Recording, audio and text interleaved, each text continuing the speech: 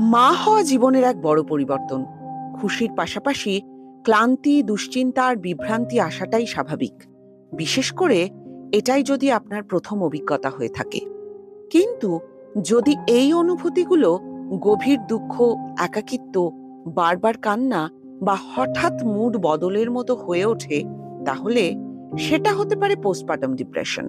এটা শুধু জন্মদাত্রী মায়েদের নয়, অ্যাডপটিভ পেরেন্টস বা সারোগেটদেরও হতে পারে।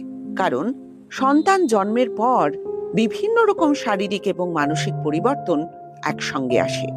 যদি আপনি এই অবস্থার মধ্যে দিয়ে যান, জানবেন আপনি একা নন। সঠিক চিকিৎসা আর সমর্থন পেলে আপনি আবার সুস্থ অনুভব করতে পারেন।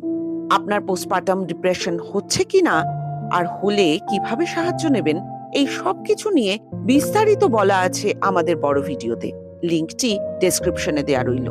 নিজের যত্ন নিন, ভালো থাকুন, সুস্থ থাকুন।